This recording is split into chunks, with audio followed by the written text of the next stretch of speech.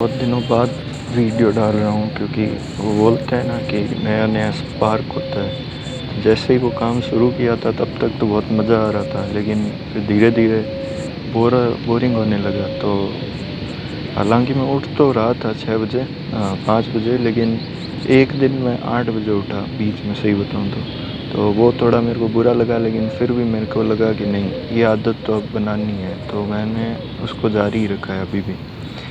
और मैं एक दिन अभी तक नहीं उठ पाया था, वो मैं मानता हूँ, लेकिन उससे कोई फ़र्क नहीं पड़ता। अपने को तो लाइफ टाइम के लिए आदत बनानी है, इसलिए अभी फिर से मैं थोड़ा चार्जअप होने के लिए ये 5 AM क्लब वाली किताब पढ़ रहा था।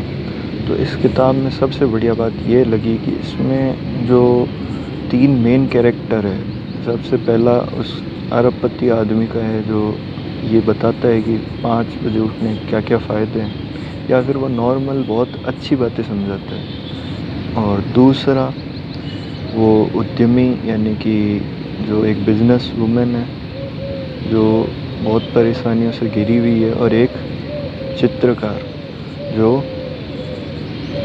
अपने जो भी बहुत सारी परेशानियों से घिरा हुआ है। तो ये सारे लोग मिलके एक बहुत ही अच्छी, जब ये बात करते हैं तो बहुत कुछ सीखने मिलता है, नई चीज़ें। तो ये मुझे बहुत अच्छा लगा इस बारे में। और इस किताब को पढ़ने के बाद में अब मेरे मन में और ज़्यादा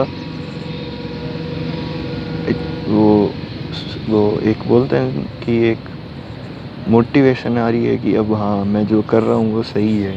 मतलब मैंने जो भी 10 एक दिन उठा हूँ अभी तक, तो वो कुछ ना कुछ तो फ़ायदा हुआ है। वो इस किताब को पढ़ते हैं तो पॉइंट वाइज़ पॉइंट आपको समझ में आने लगता है कि हाँ, क्योंकि जो भी आप सोचते हो, जो भी आपका हाईएस्ट गोल है, उसको पाने के लिए आपको छोटे छोटे स्टेप लेने पड़ते हैं। तो छोटे छोटे स्टेप लेने के लिए वो हमें ये छोटे छोटे काम करने होते हैं। तो ये मुझे बहुत अच्छी चीज़ लगी इसमें।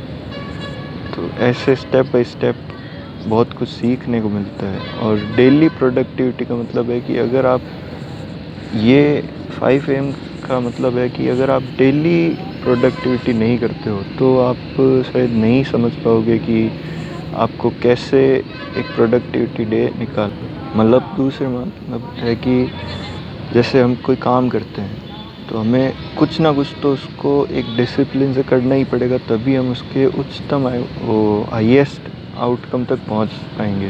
तो ये चीज़ मेरे को बहुत अच्छी लगी इसमें। और अभी ये वापस से मैं बुक पढ़ रहा हूँ, और अभी मैंने डिसाइड किया है कि अगले हर दिन मैं ये बुक पढ़ूँगा जब तक 66 डेज़ उठने के लिए मेरे पूरे नहीं होंगे। वो एक दिन जो मैं नहीं उठा था वो मैं काउंट नहीं कर रहा, लेकिन जो 66 डेज़ का एक पीरियड है जब मैं 5 बजे उठूँगा, तो वो मैं जारी रखूँगा। एक दिन मैं अभी लेस कर दूँगा उसमें से। तो ये सीरीज़ तो चालू रहेगी।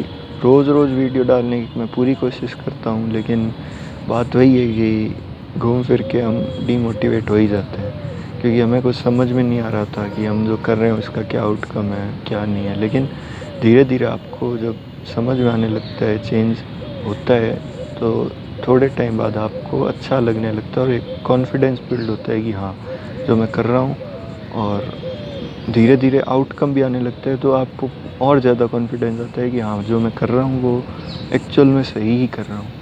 तो ये बहुत ही अच्छी चीज़ लगी मेरे को।